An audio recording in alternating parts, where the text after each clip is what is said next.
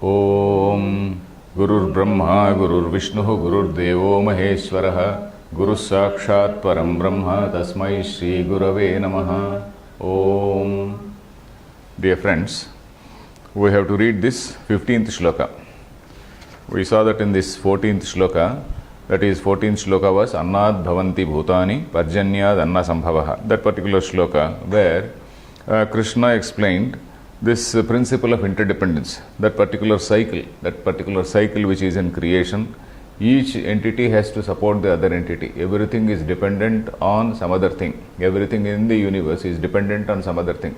Every day, the moment we are, the very fact that we are living, every second we are breathing also. Every few hours we need water. Every few hours you need some food. So like that cycle he is explaining. We have to nourish nature, and the nature in addition is in turn, it nourishes us. So that was the principle which he was explaining. Then now this 15th shloka I will read. Karma brahmodbhavam vidhi brahmakshara samudbhavam tasmat sarvagatam brahma nityam yajne pratishthitam. Karma brahmodbhavam vidhi brahmakshara samudbhavam tasmat sarvagatam brahma nityam yajne pratishthitam. So the overall meaning of this shloka is like this. Karma is, it has emanated from Brahma. Karma has emanated from Brahma. Brahmodbhavam means it has emanated from Brahma. Vidhi means you know. Then Brahma, what is that Brahma? Brahma has come from that Akshara. I will explain what is Brahma and what is Akshara, because in say not only here in Gita but also in the Upanishads, certain words they have to be explained in the context, in that particular context. In a particular context, one word Brahma means something. In another context, the same word Brahma means something else. It happens in any language. So we have to see the overall say meaning of Upanishad, overall meaning of Gita, and then see what exactly is the meaning in this particular context. So karma brahmodbhavam vidhi means you know that karma is born out of Brahma. Then Brahma, where is it born? Akshara samudbhavam. It is born from, it emanates from Akshara. We will see what that Akshara is. Tasmat, therefore, sarvagatam Brahma, this all pervading Brahma, this Brahma which is universal, this Brahma which is there everywhere, nityam yajne pratishthitam, this is supported by yajna. Yajna is the pratishtha, pratishtha is the support or the base. So this yajna, without yajna, this Brahma cannot be there. So that sort of, that is the overall meaning. So now we have to see, the significant words I will explain later. We will first see the grammar. Karma here we have been referring to all these type of the ritualistic actions, all the ritualistic actions which are going to give you some punyam. Some punyam means some say future benefit. It is not something which immediately is given, which is immediately given to us, but it is there in our to say so in our account. It will be there. Not that somebody is there sitting and maintaining our account. It is there which is going to give some future result. At some future point of time it will give result. So that is what is called say punyam. It is also sometimes called apurvam. Apurva is another word which is used by the Mimamsakas. There is one school of philosophy called Mimamsa. So those Mimamsa system of philosophy says the moment once you perform some yajna, it results in some apurva. Apurva means something which was not there earlier, some new thing has come. That new thing which is there in your name, say let us say, so to say, and then that will give result at some future point of time. It will give you some good result. If it is a bad deed, it will give some other say bad result. So something like that. So here say karma brahmodbhavam vidhi. Brahma plus udbhavam. First of all we have to split the words. Karma Brahma plus udbhavam brahmodbhavam. It is single word because that is a samasa. Brahmodbhavam is a samasa.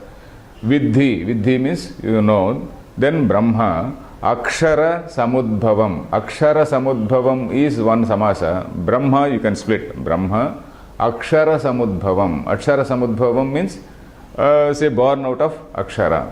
Akshara plus Samudbhavam is one samasa. Samasa is one compound word. Then Tasmat, therefore, Sarvagatam Brahma Nityam Yajne Pratishthitam. These are all single words. So let us see the connection.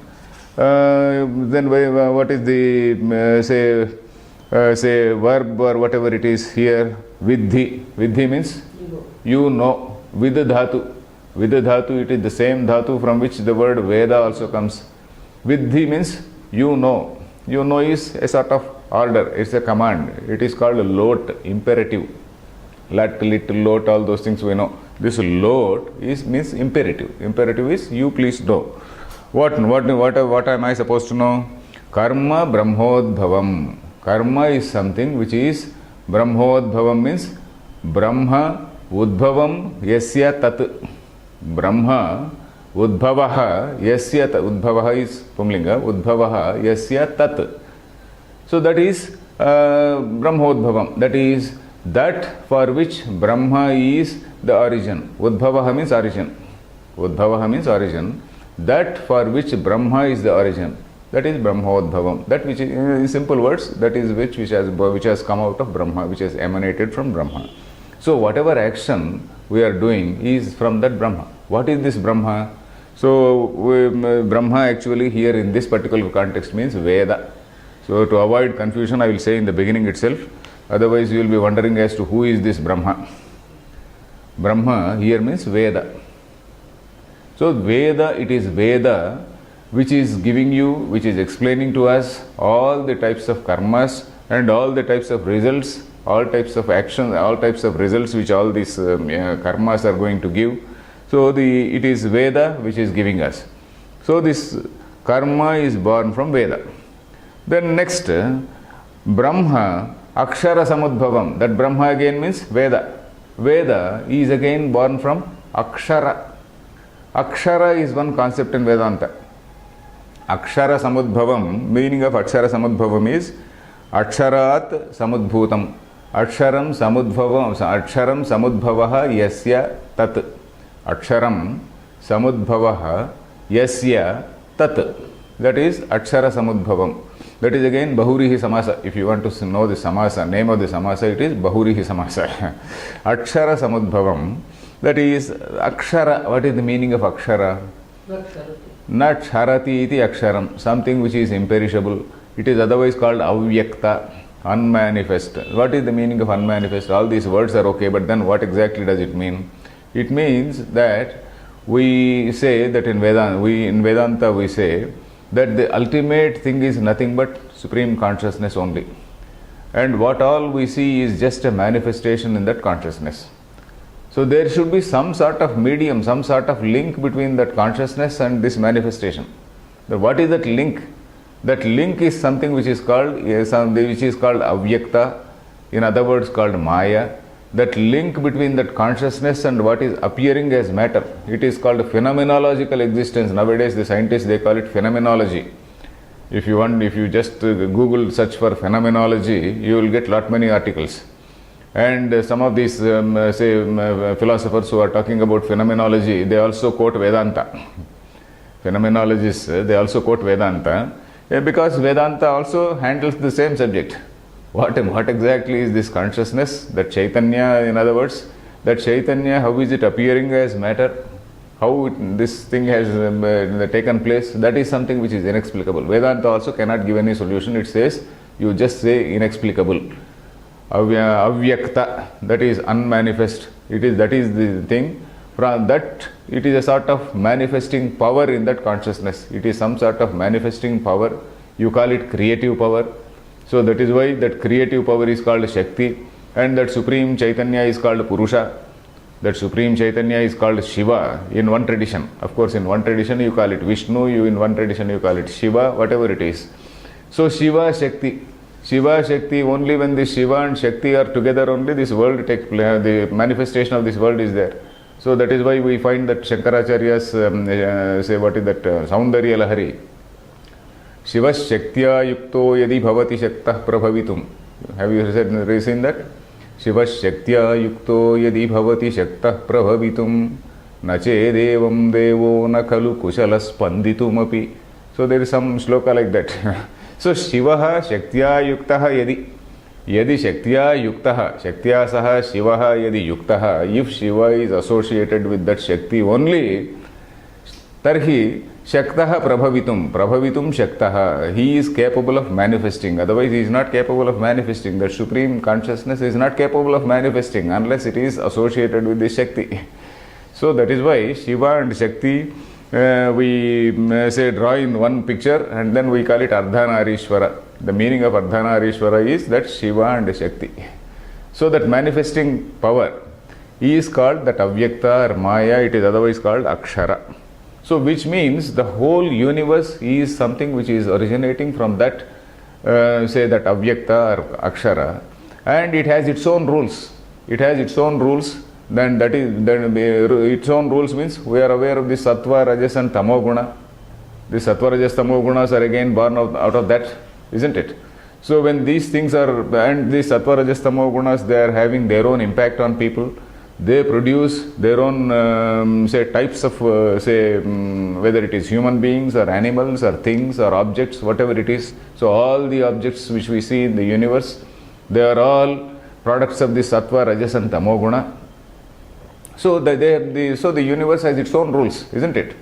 So those rules we have to live in accordance say tune or in consonance with those rules, and those rules are contained in this Veda, and those things and Veda instructs a human being to follow those rules, to go out, to abide by those rules and live in accordance with those rules, so that there is a harmony in the universe. Otherwise there is a discord in the universe.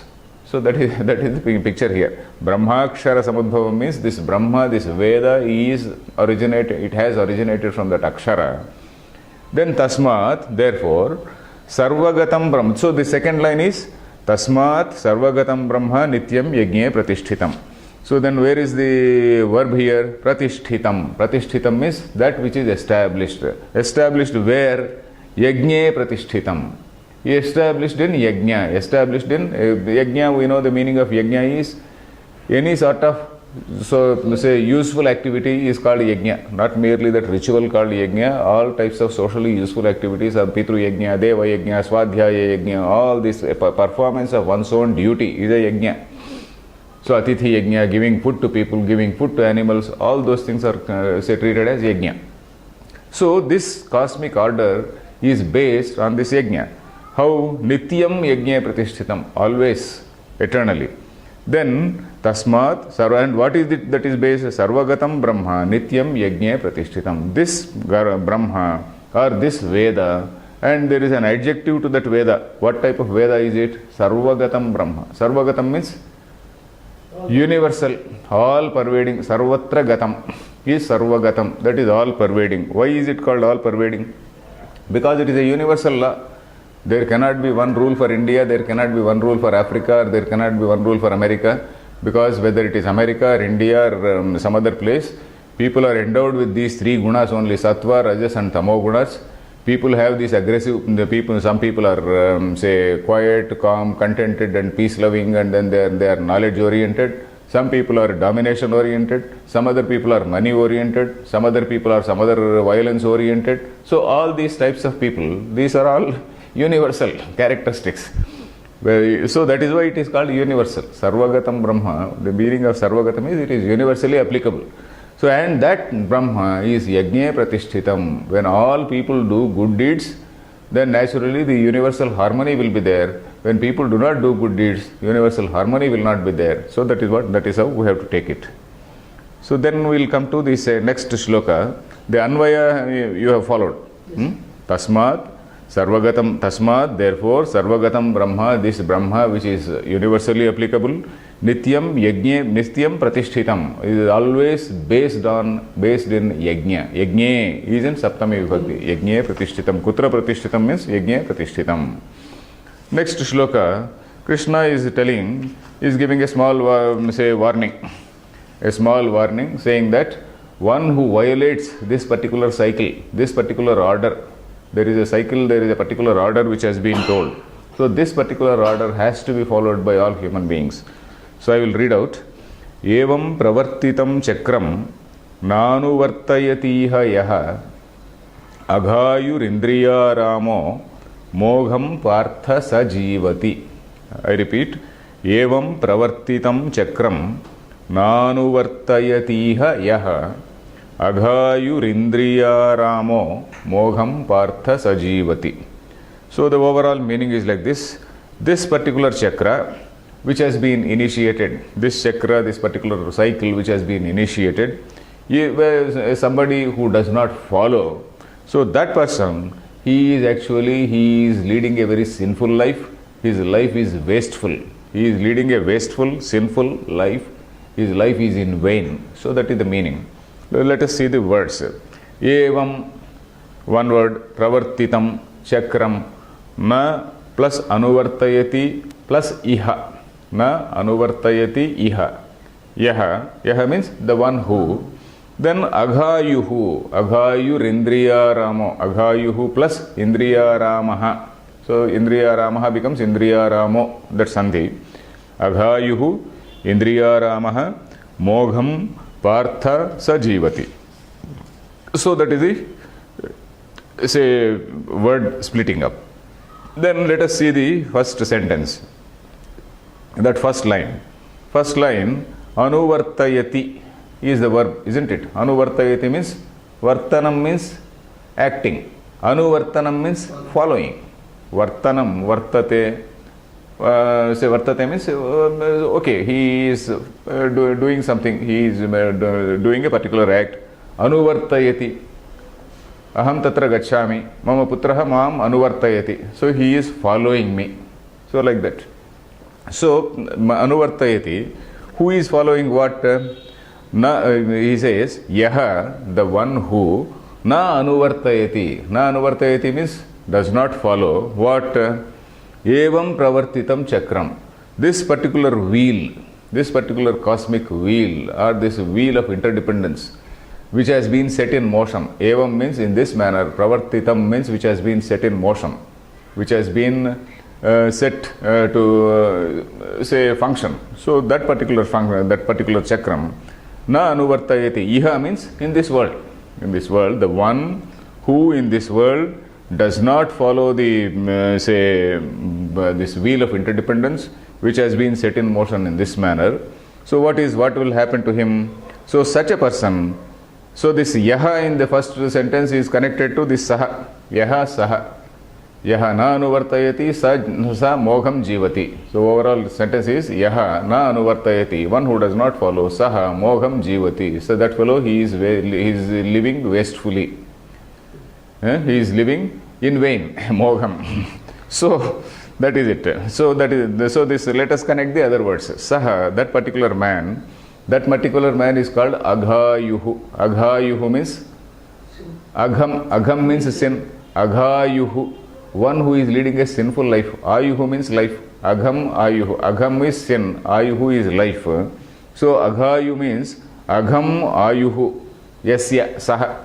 Agham ayuhu. Ayuhu means jivanam. Agham ayuhu jivanam yasya saha aghayuhu.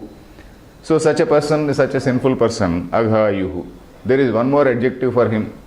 So Krishna is in an angry mood, he is using another adjective for him. Indriyaramaha. Indriya plus aramaha is indriyaramaha. Indriya is the sense organ. Aramaha means happily aram karna. He is enjoying. He is reveling in his senses. He is a sensuous person reveling in his senses. So that is the meaning.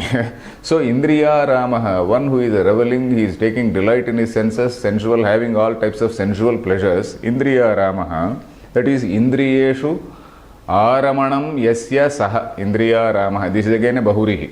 Aghayu also is a Bahurihi. Agham Ayuhu Yasya Saha Bahurihi.